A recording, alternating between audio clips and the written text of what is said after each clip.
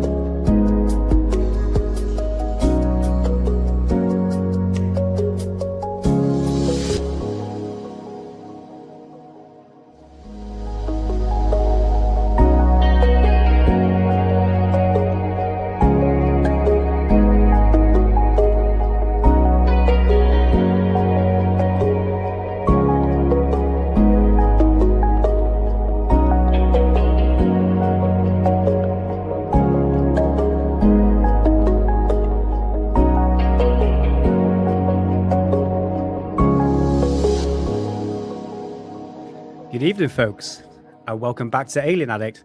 This is the show where we deep dive into the history of ufology through original publications and materials, because we all know that the truth is out there.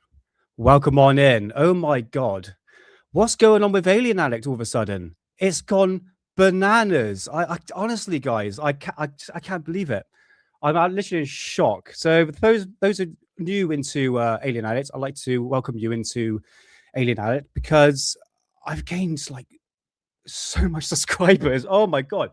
So I've been uploading these VHS tapes on my Alien Addict channel that seems to be doing gangbusters, getting thousands of views. It's been absolutely immense. Honestly, words can't describe how happy I am to for you to enjoy the content, because it goes to show that people are still interested in, especially the past of ufology. You know, this is where our true love is. You know, I mean, I know current day ufology, I don't really talk about it. Well, I do to a certain degree, but people love the past, especially the 90s. And yeah, honestly, guys, words can't describe how thrilling it is, because Alien Addict is thriving. Oh my God. So we're on a winning streak. Oh my God, after a year, I was like, subscribers a bit meh, but now it's like, we're here big time, baby. Woo! Thank God for that. So yes, I'd like to welcome all the new subscribers into Alien Addict. This is the show, like I said, where we go through the history of ufology, magazines, VHS tapes, books, as we're sort of breaking down the history of ufology. And it kind of shows that nothing has changed. We still hear the same stories over and over again. You know, it's nothing bad. It's just goes to show that history does repeat itself. Okay. And ufology for me, especially the past stuff here, especially the VHS tapes, it's more of a nostalgic quality. I like to say, thank you, Twisted Hippie. Yes, I like that. It brings me back to the past. It reminds me of a kid, that the excitement of ufology. And I think people are sort of really latching onto that. So yes, we're doing well. I can't believe it. We're finally there, guys. So yeah, I have so many VHS tapes to show you. So the outline of the shows, okay, it's going to be an hour show today, guys, because I've got to go to, hold on, I've got to give them a shout out, because Daily Conspiracy Podcast. I'm going on the podcast with Lee because Ollie's buggered off on holiday for a week, and I'm going to do like an hour show with Lee. So yeah, it's just going to be a quick show, guys. But if you're wondering where Ollie is and Lee, go check out the Daily Conspiracy Podcast on Spotify and Twitter. Not Twitter, Spotify and YouTube. Okay, so go check them out there. So yes, I'm obviously the new host of Alien Addict because otherwise it'd just be sitting dust. Otherwise, do you know what I mean? So let's get through chat. 30 people watching. Bloody hell. Woo. John B. Adventures. How's it going, man? Yeah, it's words can't describe. I need to like chill a little bit, I have to admit. But yeah, nice to see you, John. Antonino, nice to see you, brother. It's been a while. Hope you're doing well. And welcome on in. Nice to see you. And Sadie. Yeah, honestly, Sadie, the thing is, people's got the niche for it. They want to see these VHS tapes. They really want to see it. And I've got a lot to show you. So the whole outline of the program throughout the week, you're going to get 2 VHS tapes uploaded. You're going to get 2 live streams plus shorts. Okay, so it'll go live every Tuesday and Fridays. I'm going to shorten down the live streams because these 3-hour live streams, unless I've got a massive deep dive to do, like the Vril Society and German flying saucers, I'll try and break it up into parts. So an hour and a bit for Tuesdays, an hour, maybe 2 hours on a Friday show. Okay, but it'll be the same time period. All right, but it's nice to see you, Sadie. It's nice to see you. And Paula Faust, how's it going, Paula? Nice to see you, darling. Hope you're doing well. Chillster, how's it going, mate? Honestly, I can't add you to the moderators. I don't know why your name's not coming up, but I'm on it. Don't worry. And same for you, Ray Clay, too, as well. I'll put you as a moderator. Nice to see you. Hope you're doing well. Mods Mayhem. How's it going, man? John's Jokes, thanks for the shout out, brother. Hope you're doing well. Corbell's Cat, nice to see you. And Drumstick, nice to see you too. Bob Lazar, we've got Moon at Noon. Bloody hell, we've got a lot of people today. Twisted Hippie, I said hello to you, didn't I? I remember in this time. Weren't you, Saxon? Yeah, oh, thank you, man. Well, we're on a journey together. It's not just me, it's all of us. We're on a journey together for, I don't know, learning ufology, I guess. You know, we learned a lot over the time, haven't we? How's it going, man? Nice to see you. New subscriber here. Welcome on in. It's nice to see you, man. It's nice to see you. And I hope you enjoy the content. Hope you enjoy the content. Let's see what else we've got in here. Sheep Pop Pop. How's it going? Blah, blah, blah, blah, blah, blah. Let's just go through chat a bit. For people that are new into Alien Addict, I'm sorry, my reading is really bad, but it's really nice to see you. I will learn the names. I will learn. But yeah, it's nice to see you, man. Welcome on in. Hope you're doing well. Trini Mac, nice to see you.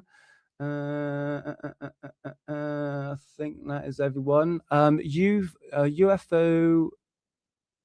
I'm just going to call you UFO for the time being. Welcome on in. See what I mean? I will put everything through Google Translate so I can understand people's names because I feel bad if I can't pronounce the name properly. Do you know what I mean? But welcome on in. Nice to see you. Nice to see you. I think that is everyone. Oh, Green Tea, you'll be back soon. All right, Green Tea. I'll catch you soon. And Nathan from the Quantum Show. Bloody hell, got a full house today. 38 people. Bloody hell. And I got to read as well. So welcome on in. It's really nice to see everyone. I'm just thriving. Well, it's pissing down with rain at the moment, I should say. It's actually quite nice this week. How's it going, Mark G? Yeah, Mark G, I think, isn't it? Yes, I think I remember that rightly. Hey, how's it going, Heavy Kev? Nice to see you, man. UFO turns into a fanboy laugh due to all the whistleblower stuff. On it, whistleblowers. I'm going to be honest with you. These whistleblowers that come forward are not whistleblowers unless you've got evidence to put forward. For instance, Julian Assange is a whistleblower. Edward Snowden is a whistleblower. They've got to give evidence. And I noticed, especially News Nation, have twist and turn the names of the word whistleblower. It's just testimonies now, isn't it? It's like, no, we need evidence. We have to have evidence. You know what I mean? But welcome on in. It's nice to see you, Kev. Nice to see you. So what have I got in store for today? Right. I've bought some more VHS tapes. Oh, yeah. I haven't stopped yet. Do you know what? You know the Vladimir Tazinski tape, right? This one here is uploaded to Alien Addict. It's in a really crappy quality. It's not that great. It's in black and white. And it's just, yeah. It's not that great. So I found a company near me that can convert VHS tapes into digital. I rang them up first and said, look, I've got this VHS tape. I need to bring it in. It's a bit controversial, but I hope you don't mind converting it to digital. It's like, yeah, sure, bring it in. So I drive there, showed them this, and they were like, the face dropped. I'm like, yeah, I said that. They couldn't do it because apparently it's copyright, but it's on Alien Addict and it's not copyrighted. So I was doing my best to, quite attractive lady, I have to admit. I was like, could you please convert this? And they said no, probably because it's got the word that in it, the word I can't mention because the algorithm hates that word. So leave it to me. I will find another company that can convert this rare VHS tape into digital, color, and better quality, I should say. So arriving Thursday, this from UFO magazine, Graham Birdsall. This presentation is not online. I've checked, I scoured the internet for this. It's not online anywhere. So that's going to come up Thursday, plus UFO Hard Evidence Volume 5, I think, which is doing gangbusters. One of them's got like 3,000 views on it. It's bloody crazy. Absolutely mental. So yeah, I will do my best to get that converted the best that I can. It's just, I think these VHS tapes, depending on conditions they've left in, especially in like sunlight, like here's a typical example. This book here, The Woman's the Mystery. This is what happens when you leave it in the sun. It whitens it out. So yeah, one of those things, you know what I mean? So it's the same with VHS tapes. They will degrade over time. Hey, how's it going, man? Nice to see you. Welcome on in. Welcome on in. Hope you're doing well. Yeah, I try not to pay anyone because they want, I think they wanted like 20 quid an hour. I was like, flipping, that's a lot of money. And I spent 200 quid on the little digital converter, which is doing okay, but the quality is not that great. It might be the VHS player I've got. Plus they want 100 quid for, you know, one that without a bloody remote control on it. So we'll see, man. We'll see. But welcome on in. It's nice to see you. Welcome to Alien Addict. So what have I got in store for today? So I've showed you that. Oh, hold on, wait a minute. I haven't finished yet. Check this out. So I bought this on eBay, not online. UFO cover-up part 3, Freedom of Information Act. Documents revealed government cover-up. So that is coming from America soon. It's going to take about a couple of weeks to actually get here. So once that's arrived, I will convert that into digital and upload it to Alien Addict. I've also contacted this guy on Facebook who has these 6 vintage UFO magazines from the 70s. I've got that one there in my archive. So that will be arriving soon, hopefully. And I bought that book as well. Flying Saucers, Serious Business by Frank Edwards. So yeah, I'm a vintage collector. I'm old school. I like me old school stuff. So that is coming through the post. People say to me, how do you afford it, Nick? Well, when you're working 2 jobs, I do work, by the way. It's like literally 6 to sometimes 7 days a week. So it gives me the pleasure to buy these books and especially these VHS tapes. So yeah, that will be coming up very, very soon. I like the background. It's kind of like moving a little bit. Yeah, look at that, all flowing nicely. Right, and I sound better as well. My cold's gone. Do you know what? During the week, I kind of sound like Barry White. Make a love to you, baby.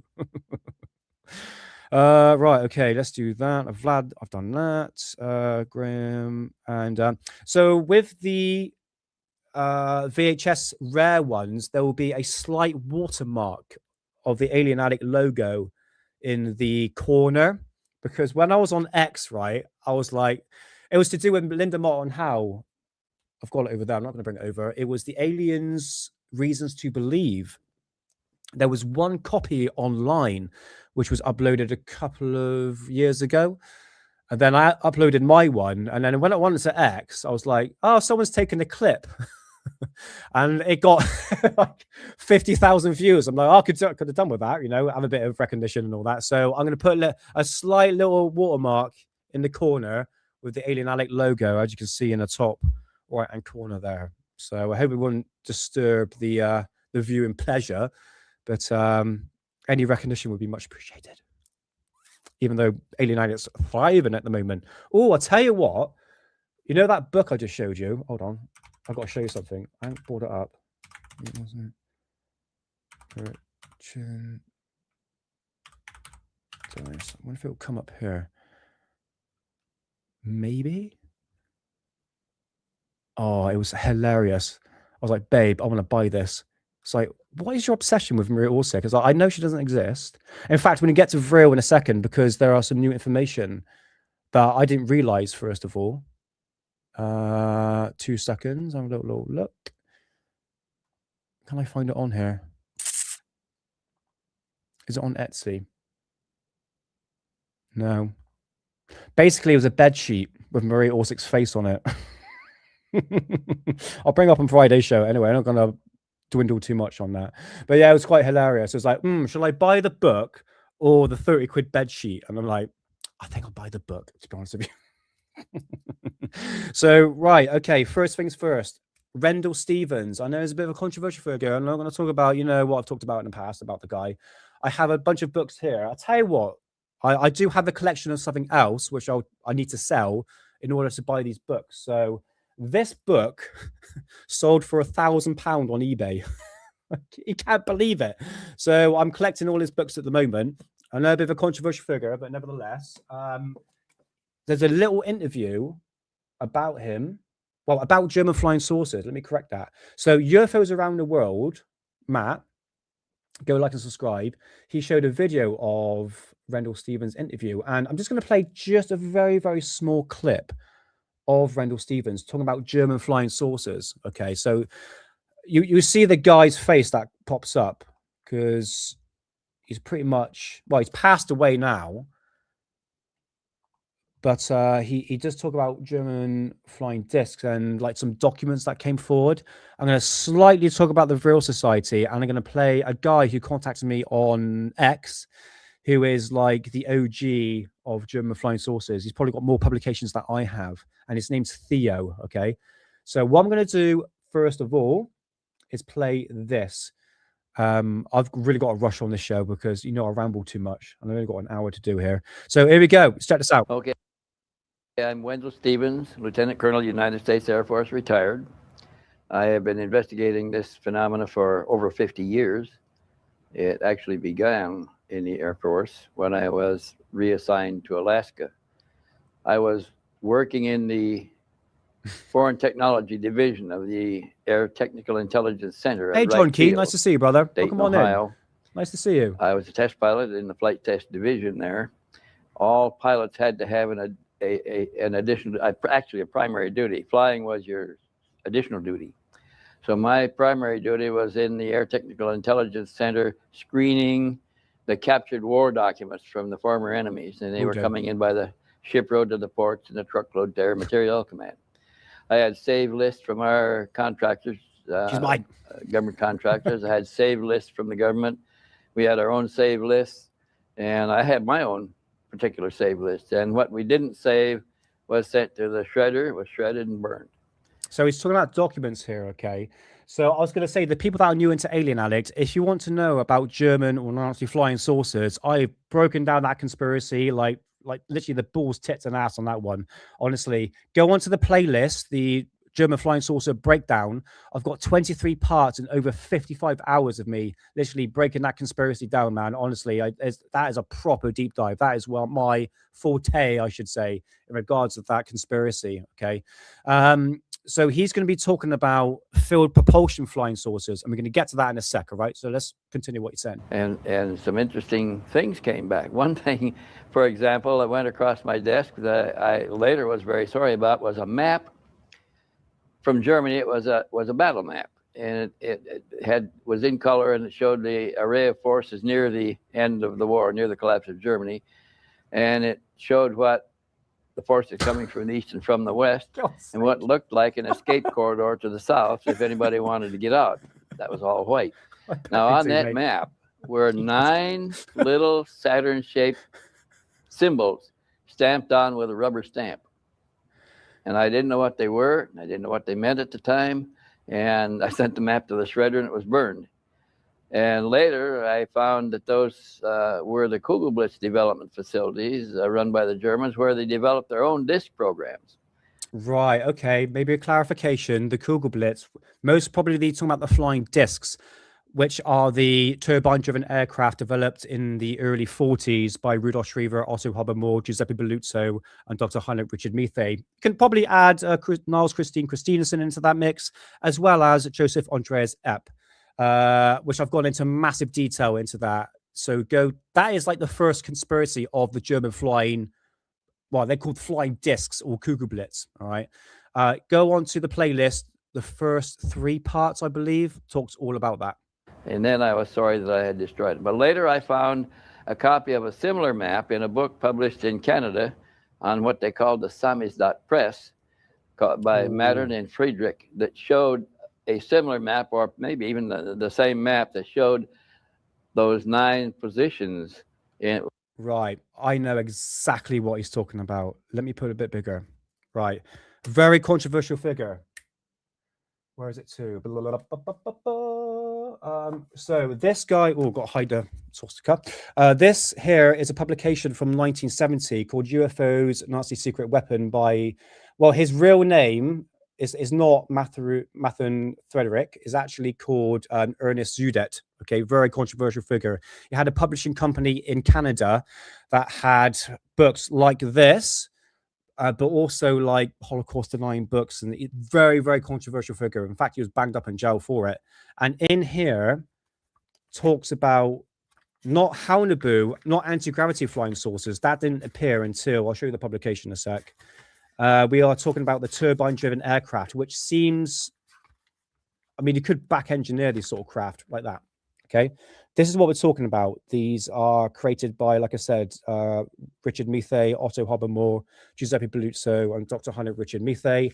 These were the first models. So just imagine it's basically like a helicopter blade, but put into a disc-shaped form. So, and you had a central plexiglass cockpit that would, basically the propellers will spin around the cockpit itself, and they'll have an exhaust pipe with a propulsion system. Like I said, going to the first 2 parts on that. That's the second model there. And also they scrapped that idea because it kept on vibrating too much. And then they moved on to the V7 aircraft, which was basically 12 BMW O20 aggregated engines that would surround this craft. So they're using jet propulsions on this one. And that was allegedly flown in 1945 as the last model. So when you're talking about Kugelblitz, you're talking about this, all right, and not anti-gravity flying saucers. There are other publications that I do have. So that's what he's talking about, the book right here, okay? Oh, God's sake. Yeah, UFOs, Nazi Secret Weapon. There are also other publications as well that came out in my inventory. That's one of them here. It's all in Dutch, that one. And I've got that one as well. Okay, so these are the publications that were more or less from 1950. Well, yeah, I would say 1950s to the 1990s. Here is another one. I've got to definitely hide this one. German Secret Weapons of World War II by Rudolf Lazar. I'll skip to page, I think it's like 63 on this one. See, it's all original publications here, guys. We're all going back to the past. Here we go. Look. So this is from 1959. Look, okay, these are talking about these flying discs, not flying saucers, flying discs. And I've gone into great detail into that as well. So load of publications right there. Joseph Andreas Epp, Die Reality der Flugscheiben, which means the reality of flying discs, by Joseph Andreas Epp. And he was allegedly part of the program. And he actually took, I believe, a flying saucer. Well, it's a bit of speculation, the photograph on that. What if I got it here? If we just skip forward quickly, just to show you. So he was in Prague of 1945 because he said his plans were actually stolen by the Germans. And he was in Prague and he photographed a flying saucer near the testing ground of where they're actually, well, it's to believe where these flying discs were actually created. That there. But there's also another problem with that, because that picture is also in this publication here, but it's actually in, apparently that photograph that Joseph Andreas Epp actually taken in Prague is in here, but actually in Italian. I've talked about it in the past. Go check it out because I'm rambling too much. Yeah, absolutely. Tons of information here. I'm going to bombard you in your face with. Let's continue. With the little Saturn-shaped symbols, and they were explained as representing the 9 research facilities developed by the Germans for that program. That program is... So you were talking about the flying discs here. Incidentally, was kept under the tightest control by the SS. The It developed under the SS, and they decided to keep it under their control in a special staff office called the Entwicklungsstelle SSE4. And they controlled all of the development information on the various disk programs. They had several. By the time the war ended, they had 9. Right. SSE4 was more or less to do with like that phrase didn't come out until the 1990s in this publication right here, the Vril Project by Norbert Jürgen Rathofer and Ralph et al. And this was from the Tempelhof Gesellschaft organization. And I'm just going to see if I can actually find the blueprint in here. Right. Check this out. In here, oh, where is it to? It says there, focus. Focus camera. I demand you to focus. There we go. SSE4, or that is the German name for that. But these are the Haunebu flying saucers and not the actual flying discs, okay? That's the George Adamski photograph here. But this is that anti-gravity tachyon drive flying saucers, okay? So he's mixing the information up. He's mixing it up. I've also got some other publications on German flying discs. I've got this one here, NASA UFO secret bases exposed. I've also got these ones here, secret weapons. I've got from the 80s. I've got this one from the 60s as well. And I've also got another publication from the Tempelhof Gesellschaft called The Time Machine, which talks about German flying discs and flying saucers. All right. So in regards of the SSE4, that didn't come out until the 1990s. Thank God I got this bloody bookcase. Thank God for that. Let's continue. Now, when the Germans were reversed in Russia and they saw they weren't going to win the war anymore, they began dismantling those factories and evacuating them. The ones that they couldn't successfully dismantle, they just blew up and destroyed them.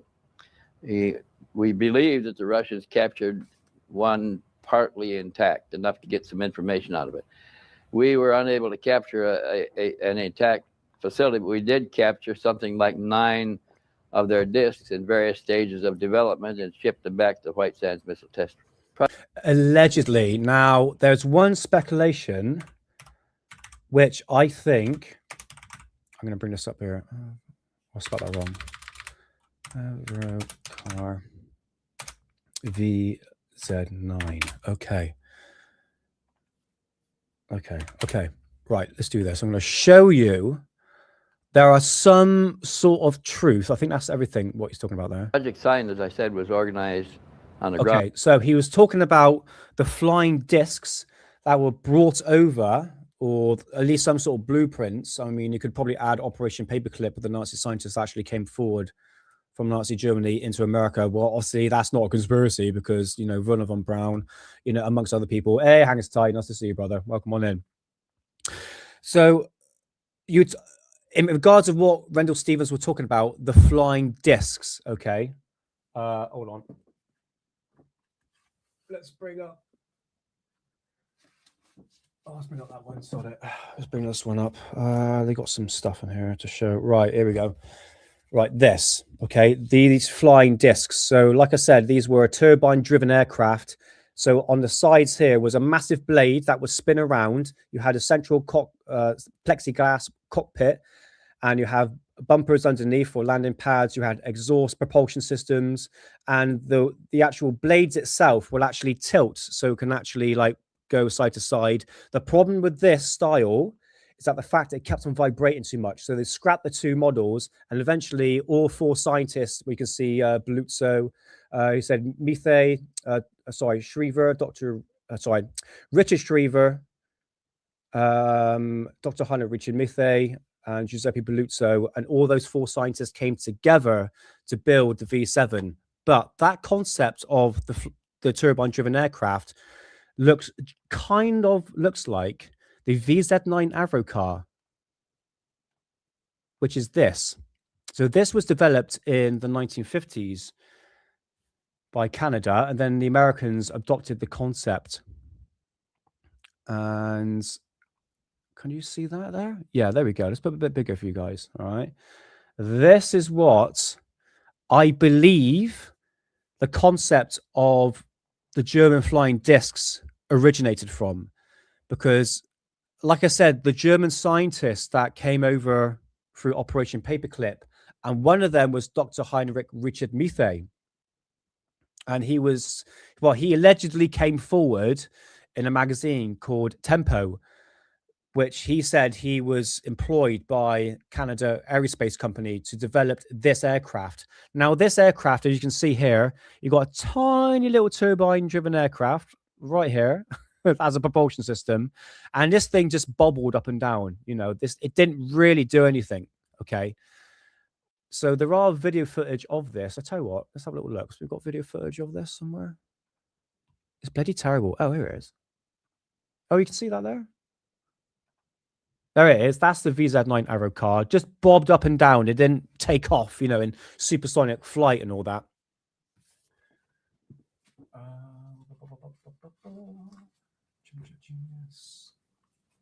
Where is the other one now? That one there. I'll grab that one now. Okay, so you can see the concept of this, where it really kind of established from, because flying saucers was huge back in the 1950s, especially in America. We talked about the contactees back on the Friday live stream. So you can see where that concept really originated from, because the Americans knew that the Germans were developing some sort of miracle weapon systems. And there are actual documents that came out in the 1950s of people who said the Germans did develop flying saucers or flying discs, not necessarily in regards of like anti-gravity, even though there's like one document that kind of support that claim. But you can see where the concept came from. Bloody thing just bobs up and down, isn't it? Terrible. But there's a bit of a problem there, guys. The Americans came along, were like, oh, we can one better than that. Let me show you something.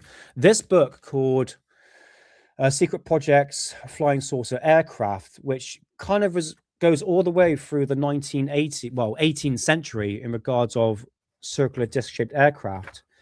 And I'm going to show you what the Americans wanted to develop for the Avro car. I'm just going to bring it up here.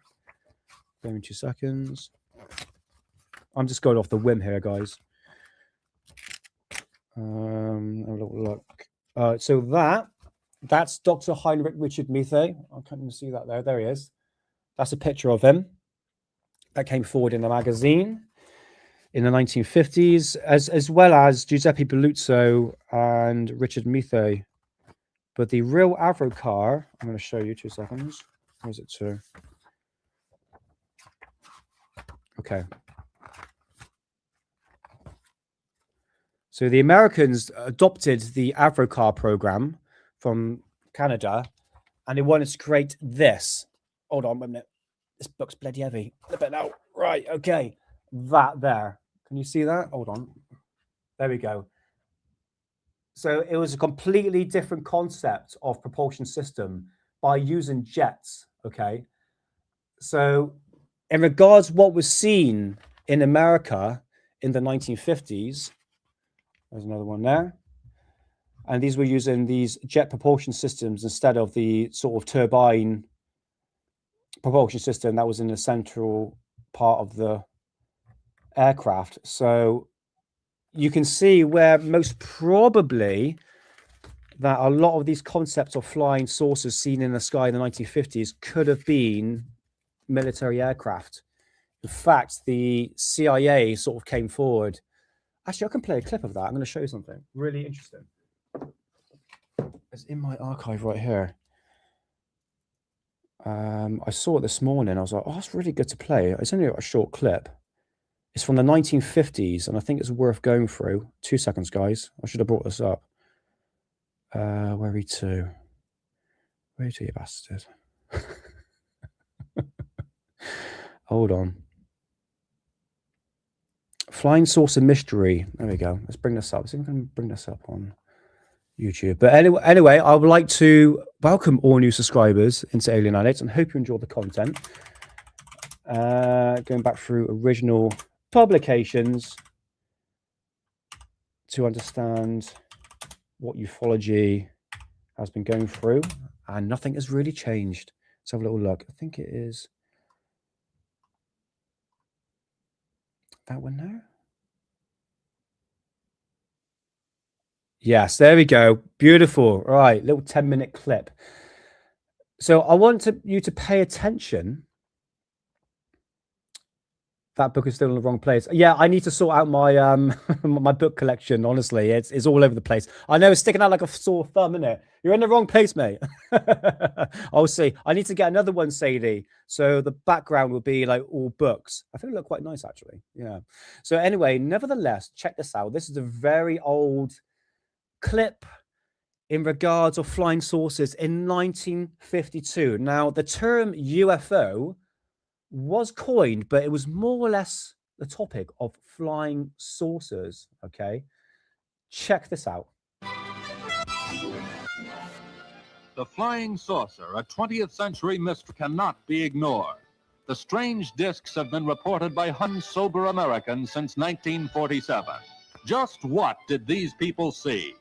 Man has dreamt of flight, of conquering gravity from ancient times to the present. In imagination, he has traveled the skies in fantastic machines. 50 years ago, this flying saucer was an illustration for H.G. Wells' War of the Worlds. Are the flying saucers things of fantasy? Some say they're natural objects, meteors or bright stars, transformed by imagination into discs of mystery. Others say the saucers are weather balloons, common enough in the sky and easily mistaken for a disc. These theories were checked when the armed forces investigated the flying saucers. Admiral Calvin Bolster of the Navy's Bureau of Aeronautics gives his conclusion. These balloons might explain isolated cases of circular-shaped, unidentified objects flying at altitudes, extreme altitudes that have been reported. However, I do not feel that these balloons explain the majority of the so-called flying saucer sightings that have appeared in the press. People saw something not a balloon, not a meteor, not a hallucination. Reliable witnesses have sighted them over nearly every major city, along our air lanes, over secret research areas. In True magazine, Commander Robert McLaughlin, a Navy guided missiles expert, told of flying saucers detected by radar over White Sands, New Mexico. Scientists were tracking a rocket, suddenly detected a saucer at 56 miles altitude. Over 100 feet in diameter, the disk was traveling at 1,800 miles per hour, rapidly outranged their instruments. But there had been time for precise, accurate measurements. Says McLaughlin, that saucer could not have been made on Earth. Airline pilots with thousands of hours' experience have reported saucers coming within a few hundred feet of their planes, matching speed briefly, and then darting off at supersonic speed, leaving a glowing exhaust trail. Student pilot Arthur Weisberger reports on his experience. My name is Arthur Weisberger. On July 21st in Tucson, Arizona, while out in my backyard, 3 shiny objects in the sky attracted my attention. I glanced up and there were 3 flying saucers in a V. Approximately a half a mile away from me at an altitude of 350 feet. They appear to be hovering in midair with what I believe to be a spinning action. The saucers stayed still for approximately 40 seconds and then took off due north horizontally. From a dead stop, these saucers exceeded a rate of 500 miles an hour for approximately 5 seconds, still going horizontally due north towards the Santa Catalina Mountains. At the end of 5 seconds... Yeah, that's a classic clip, mate. Yeah, that Concorde moving along, and you see like the orb going beneath it and then moving up. Yeah, that's a very classic one. I think I've shown it before. Very famous one. They went at approximately 45 degrees straight, well, up. They exceeded 1,000 miles an hour until they vanished from sight. They appeared to be 50 feet in diameter with what appeared to be a dome on the top with, I can't be sure, but I believe I saw the sun glinting off of, windows or observation portholes of sort. What people saw... Like, pay attention. We don't see these flying saucers anymore. We don't see them. It's like, it's really annoying. It's like, are they like military, I won't say back-engineered craft or some sort of military creation, but they put the concept, and you're going to see this in this clip, that the fact that, oh yeah, you actually seen flying saucers and it's nothing to do with military technology. Well, I'm calling BS on that one. They were clearly developing something, because like I said, the public in the 1950s, it was massive. It was a huge flying saucer craze. And I think most probably it was a cover story for, I wouldn't say back engineered alien craft. I'm talking about military technology here. Revealed clearly by this remarkable international news photo, the first ever taken of a flying saucer. It's one of two pictures made early this year by farmer Paul Trent of McMinnville, Oregon. Enlarged, the photo reveals clearly the familiar disc shape.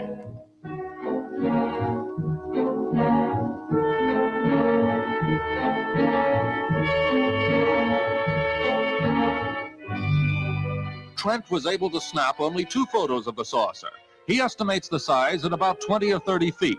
Says that from a near hovering position when first seen, it accelerated rapidly and vanished from sight in no time at all. Note the control tower in the center, referred to by Weisberger. This enlargement shows it to be vertical compared with the saucer's angle of flight.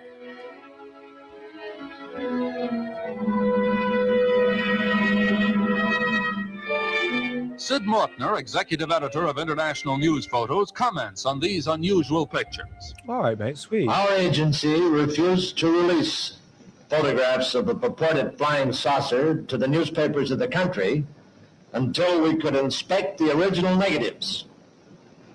We now have the negatives in hand, and I can vouch for the fact that they have not been retouched or faked in any way, and that they are indeed actual photographs of a so-called flying saucer. What's interesting about that concept, Cheapo Pop, is that the fact that the flying saucers, you can really trace back to the early 19th century or late 18th century in regards of these airships. Now, that book I just showed you that I misplaced, which Sadie was like, move it, it's in the wrong place, actually talks about that. And I think, I'll tell you what, I'll do that at some point, really go back into the past, right? Because the concept of flying saucers didn't really came out until 1947 with Kenneth Arnold's sightings. It was actually before that. So the military knew, and there are some documents to support that the fact that even before Nazi Germany that came forward in regards of their sort of technology and what they were allegedly building, in regards of like circular disc-shaped aircraft, you can actually trace it back all the way back into the 1920s, you know, with Nikola Tesla and all that. So the concept of flying discs or flying saucers can trace back through way before World War II. Do you know what I mean? I just think maybe the concepts, it could have been, I'm not saying this is the key here, it's that the fact they could have pushed this disinformation out there saying what you're seeing is actually extraterrestrials. Okay, and that's where the craze just sort of launched right off, because you got to think about the pop culture of the time. You know, we had movies, TV shows, books, documentaries like this promoting the idea of extraterrestrial craft. And it could have been a cover story for what the military was building. I have no proof of that. It's just all speculation. But you can just sort of pinpoint together, you know, if you go all the way back into the past, which a lot of UFO channels don't really do, in regards of what they were seeing in the sky, you can, these flying saucers can be traced back through bloody thousands of years through paintings. So it's kind of nothing new. Latest evidence in the saucer mystery are these exclusive motion picture films from Louisville, Kentucky, the first scenes ever made of a flying saucer. Yeah. Technically, it was like a boomerang sort of shaped craft, wasn't it? Yeah. Note the white halo around the saucer, an effect reported by some observers. Slightly irregular in shape, the disc appears to be rotating That's pretty good, to isn't it? possess a dancing motion against the background.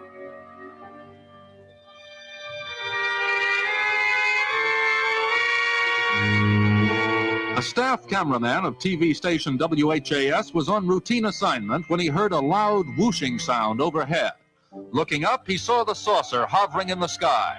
After 2 minutes, the disc accelerated and vanished directly upwards. An investigation revealed no weather balloons aloft at the time.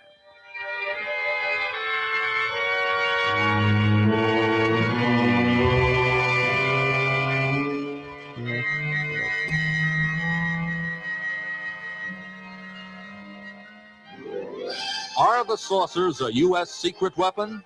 This is officially denied. Here, Admiral Bolster speaks for the Navy. Right, Bolster. What we got? In my position in the Research and Development Organization of He's reading off a paper. Could he do a better job than I can? the Bureau of Aeronautics, and of the Navy Department, I am thoroughly familiar with both our aircraft and our guided missiles programs and can state without reservation that the Navy has no saucer-shaped aircraft or missile in any of these programs. Many authoritative sources, including U.S. News and World Report, have declared otherwise. These sources say the discs are jet craft developed from an experimental Navy fighter of 1945. Yeah, that's German. It's the Germans again. Hold on. I can back this all up. 2 seconds. It's called a SAG. Wait a minute. Proof is in the pudding, my friends. 2 seconds. Where are you two? Where's the SAG? Oh, come on out. Where are you two?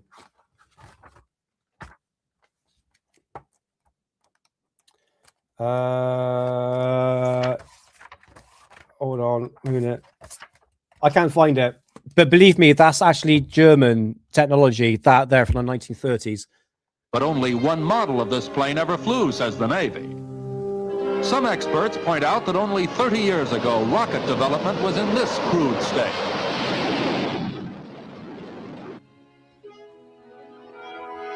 In 2 decades, German scientists developed these primitive rockets into the fearsome V2. Right, hold on a minute. I can show you. Proof is in the pudding. Right, check this out. Remember that aircraft? Oh, God, I can't even see. There we go. See that? German technology. Nothing new, guys. You see where the Americans adopted this technology. See what I mean?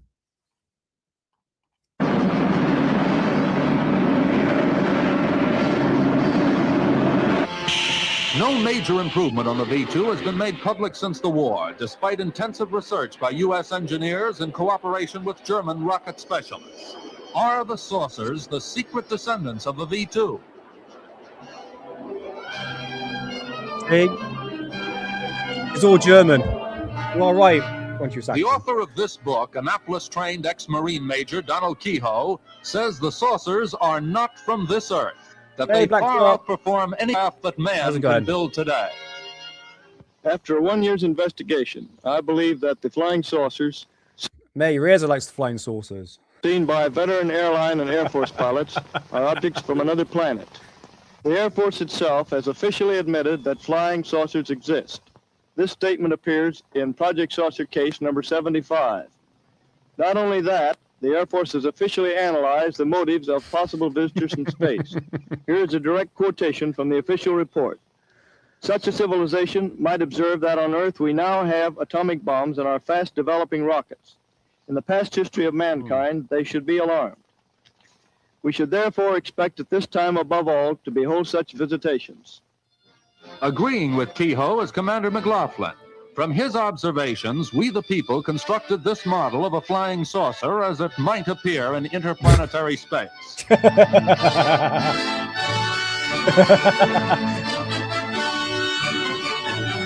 think it was spinning like that, but yeah. Our eyes from another world looking at this scene, a saucer's eye view of our planet, filmed at a height of 57 miles. These scenes were made from a remote control Army rocket.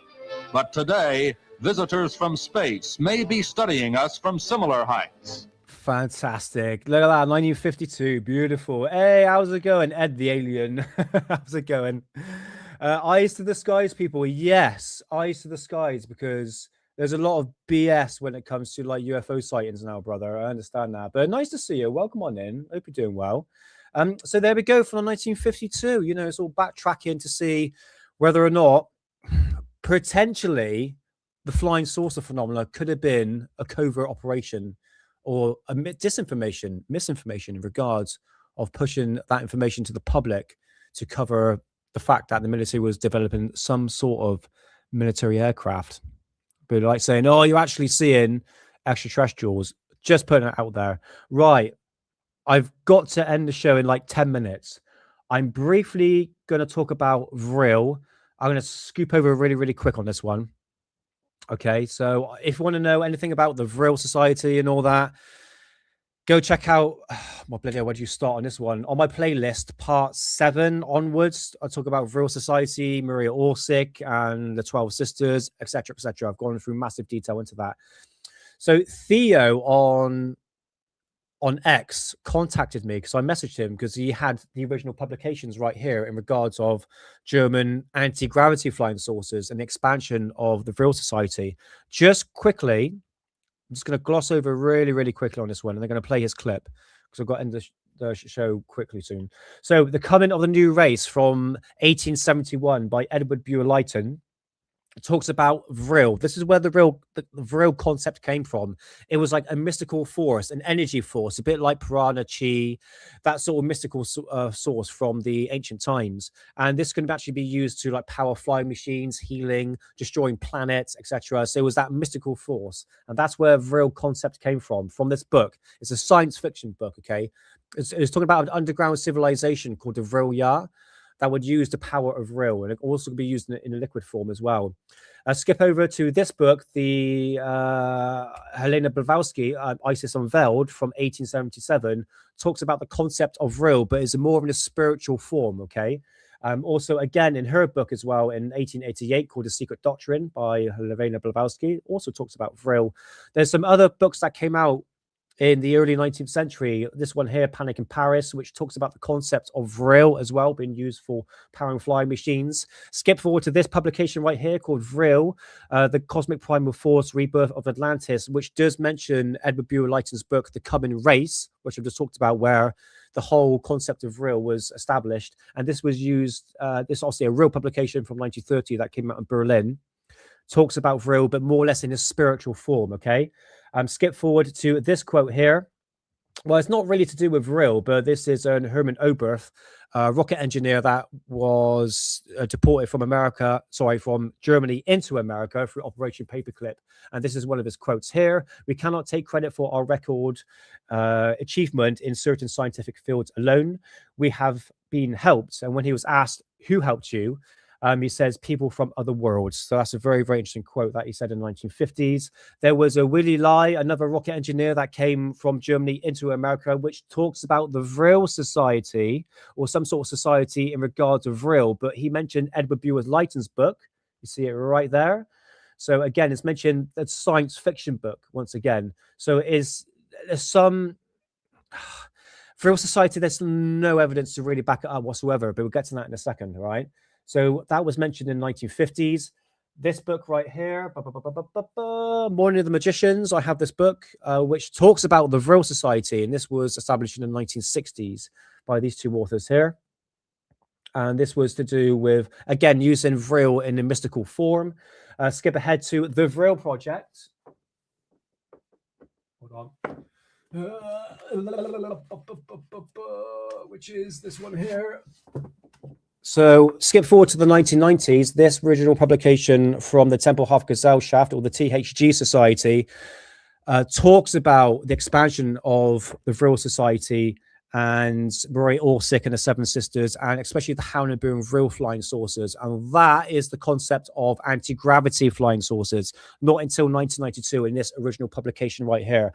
I've done a full breakdown on this. In fact, I've got another breakdown AI voice to break this whole malarkey down as well. Over there. So that was a Vril project from 1992, and this publication from the same society by Norbert Jorgen Rathofer called Galactic Empire Aldebaran. And if you go to Alien Addict's video from like a month ago, talk about the chronicles of the Vril mediums, this is where the psychic mediums Maria Orsic, Sigrun, Talta, Anna Marie, Medium X, all that sort of concept of anti-gravity flying saucers created by them, because Maria Orsic had telepathic communications from a star system 68 light years away in a distant constellation of Taurus. I'm speaking out too fast here. I'm trying to quickly go ahead because I need to play this video. Again, I've talked about that in massive great detail, okay? So the idea of Vril and the Vril Society, it's really based upon the science fiction book by Edward Buer-Lytton, okay? Honestly, there's no real evidence to back up the Vril Society. However, get into the interview. So Theo messaged me on X, and he said, "How is your research going?" So I messaged him, and he didn't get back to me. But then eventually he did, and he's an author of a book called The Vril Society, and he was on this InfoWars. You probably recognize him on X. Oh my God, really? You're going to buffer now? Come on. You're buffering. Societies who became very society today. Technology, Okay, right. I need to buy his book and I need to interview this guy because he's found new information that I wasn't even aware of, backing up the Vril Society. And this is going to Himmler's archive. Excuse me. So yeah, here's just a quick clip, just briefly, him talking about the Vril Society. Ready? highly recommend this book. We've got him on the show. So Theo, welcome to the show. Now, please talk to us a little bit about some of the occult circles, throughout the centuries across Europe and the world, and a little bit about, how we might see their influence sprinkled throughout society today. well. First of all, pleased that you have me on your show. And well, in the 19th century, was very formative to the way our society has become. And coinciding or not, perhaps, in the 19th century, we see the advent of a number of occult orders and secret societies who sorry, man. It's just a video. Became very influential. Now, we can even see that influence today, although a lot of us, we don't actually realize it because we are laymen. But if we look slightly behind the way things are today, and if we know what and where to look for, we see little hints, we see symbols, we see all kinds of clues peppered and left behind by these secret societies and occult orders for their followers and for the subsequent generations. And what we see then is that, well, a large part of the way society is today has been not only predicted by these occult orders, but also steered, and oftentimes with dire consequences. And we must also keep in mind that this new term that, is sometimes floating around, which I find very interesting, which is called the breakaway civilization, we must realize that the breaking away of an alternative civilization started much earlier than is usually thought of and originated from these secret societies and occult orders. And so what would they discuss at some of their meetings? Hey, Ben from Oz. What were they really interested in? They were interested in man. Well, basically, they were interested in man, and that means certain representatives of man, not the entirety of mankind, but certain elite members of man, to become like God-man. We see that, for instance, in a Victorian novel by an author named Dogger Lytton. And he wrote a novel in 1871, and the novel is called The Coming Race, and it describes some kind of underground race of humanoid beings superior to us men. And they harness this. So that was a book I was talking about from 1871, okay? This incredible energy force, which is called Vril. They would also discuss other unseen energetic forces like the odyllic force, like mesmerism. They would discuss ectoplasm. They would hold seances to talk not only with the spirits of their deceased ancestors, but also to contact extraterrestrial intelligences on other planets. Now, all this was discussed in the 19th century. People often have a perception of occultism in the 19th century that it was all some kind of old-fashioned, outmoded affair, but it was not. You would be amazed and astounded what those people did in these avant-garde circles, the kind of experiments that they conducted. It was truly an era of unprecedented discovery, and much of what the occult... Hey, how's it going, Woo Riders? Nice to see you. Hope you're doing well. Welcome on in. ...world is into today still rests upon what was discovered back then. And we must also not forget that if you look at, say, for instance, the UFO phenomenon, the first time that there were large waves of unexplained aerial phenomena and unexplained flying objects was in the 19th century. So we see an advent of technology. We see an upsurge in strange parts of occultism. We see the proto-UFO phenomenon really taking off. Now, what do all these strange mean when you combine them together? We dream of traveling to the stars, but as far as we know, we don't have the technical capability of traveling to the stars. Now, I always say that if there is a faster than light drive, and if you wanted to look in man's history, in our history, where such a device might have been invented, I always say go back to the 19th century and start there, and then proceed to the 1930s, because in that time frame we see Einstein with his fabulous theories and theorems. We see a lot of scientists with truly incredible breakthroughs. In fact, even today I had a discussion with people, and we were of the opinion that man back then seemed to be smarter than we are now, because now we are surrounded with all this technology. I mean, I can Skype you, you can Skype me, we can do this interview. But then again, nobody actually knows how this technology actually works. And if it breaks down, we can't even repair it. We have to go to the store and buy new stuff. So in fact, yes, our technology is maybe better than it was, let's say different than it was then in the 19th century, but at the same time, it makes us more as a slave. So I think coming back to what I said previously, in the 19th century, these people had incredible ideas, they had incredible visions, but they simply lacked the tools and the means. But what they also had, and that is also one of the functions of occult orders, they had patience. They could plot lines over generations. And that is one of the aims and the functions of an order, to pass forward the torch, to keep a body of knowledge incorruptible, and to protect it and to pass it onward to the next generation, or at least to the representatives of the next generation who they deem are worthy of receiving that body of knowledge. And well, in there, you see now that currently some strange of our technology are beginning to realize what those people in the 19th century actually thought of. So this is interesting. There were members like a famous British scientist, Crookes, from England. He was a very famous British scientist. In America, we have, since American society does not know nobility, but they do know very rich tycoons. There was John Jacob Astor, who died on the Titanic. We had a wealthy industrialist in Germany, Karl Kellner, who had even a number of patents on his name. So we see that the most influential members of the esoteric orders belonged to the upper echelons in society. Now, we just have a few more minutes left. So can you briefly tell us about what you've got coming up? Because you are researching almost this Vril that you mentioned. So briefly tell us about what you've got coming up.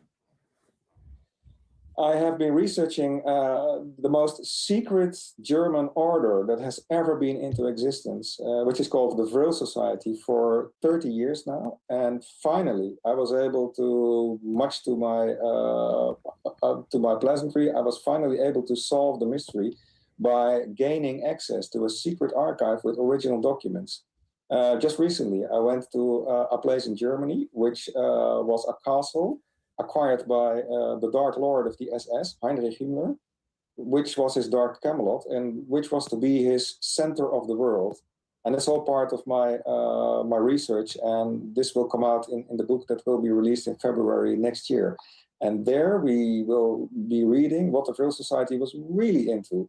They were not into old magic like drawing pentagrams and mumbling to mumbo-jumbo demons. No, their brand of occultism was entirely strange, something we could almost compare to extraterrestrial technology, only in that difference that it originated here on Earth. Right, yeah. Both. That's interesting. That is right up my street. I have to get his book. I hope he gets in contact with me to answer my reply on X, because this is fascinating.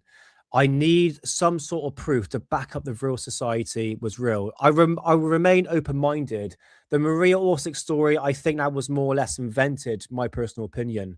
But you got to think, back in the early 19th century, 20th century, I should say, there was all mixture of like gobs of secret societies looking to very aspects into esotericism in regards to like Helena Blavatsky. This is such a massive deep dive, especially when you talk about Heinrich Himmler as well, because he was mad into the occult. And this is where I need to really pinpoint the Vril Society. in regards of what Theo is actually saying here. I need some sort of documentation to back this up. So I will continue this journey on Friday's show, because I have to end the show there, guys, because I've got to do a podcast with Lee.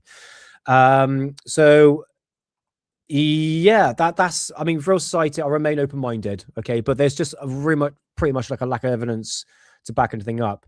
So if you're new to Alien Addict, one thing we do on Tuesdays, which I was going to talk about, these UFO magazines, sort of breaking down, these all to do with spheres and stuff like that. Probably do that another time as well. We'll see at some point in regards of these mystery globs in the sky with all these UFO magazines that I've got absolutely tons and tons of magazines to show you. So yeah, I think that's it, guys. So once again, I would like to thank everyone who's given me massive support on Alien Addict. We've got big numbers tonight, 70 people watching. That is a lot, honestly. That is more than I can ever cope for. This is why I'm not reading, because I'm gonna look at the count. I'm like, oh my god, there's so many people watching. But Alien Addict is thriving. We're doing it, guys. We're absolutely, you're on the journey with me, and we're actually thriving as a community and as something you can learn from, guys, because this is what makes Alien Addict unique. You know, I'm giving you information that a lot of people just don't really look at, back into the past. Look at sort of like these old magazines, VHS tapes, which seems to be gangbusters. You see what I mean? It's like there's still the niche for that. So I'd like to thank everyone in chat who supported me over the past year, and we're on a winning streak at the moment. So yes. So in regards of tomorrow's show, we're going to talk about Bill Herman flying saucer abduction, which is on Hidden Underbelly show. All right, let me put the link in chat so you can find out. I can hear my cat. He's probably soaking wet. He's outside. He's like, hold on, darling. 2 seconds. Hidden Underbelly. Hidden, because we're going to be talking about a really interesting case tomorrow in regards of this contactee. And we've got videos and stuff like that. So go check me in Hidden out tomorrow at 9 o'clock. Also, the podcast that me and Lee from the Daily Conspiracy podcast, and here it is here. Check it out on YouTube and on Spotify, which should be up tomorrow or Wednesday. If not, come catch me on Friday's show at 9 o'clock as we'll continue this journey into the history of ufology. So, ladies and gentlemen, thank you so much. Let's just go through chat one more time. Ray Clay 2, John Key, nice to see you, man. Welcome to the community. It's nice to see you. Sheepard Pop, Black Dot, Godstopper. Oh, sorry, Godstopper. I didn't say hello to you. Sorry, mate. Yeah, thanks for everything. Paula Faust, nice to see you. And Ben from Oz, Drumstick, Mods Mayhem, Ben from Odds. I think I've already said hello to you. Ed the Alien, how's it going? And yeah, thanks for being in chat, man. Nice to see you. Come say goodbyes now, guys. Bob Lazar, Green Tea. I will get your name right, mate. I'm just going to call you C for the time being. But thanks for being in chat, man. Nice to see you. John Strokes, Sadie, Drumstick. I think that is everyone. Come say goodbyes now. Oh, One Shoe Saxon, Sheep Pop, and John Strokes again. And thank you, moderators. Yes, absolutely, Paula Faust. So, if you like what you see, please like and subscribe. It'd be much appreciated. And we'll see you either tomorrow on Hidden Underbelly show, or if not, catch me on Friday at 9 o'clock. So until next time, believe none of what you hear and only half of what you see. I'll see you soon.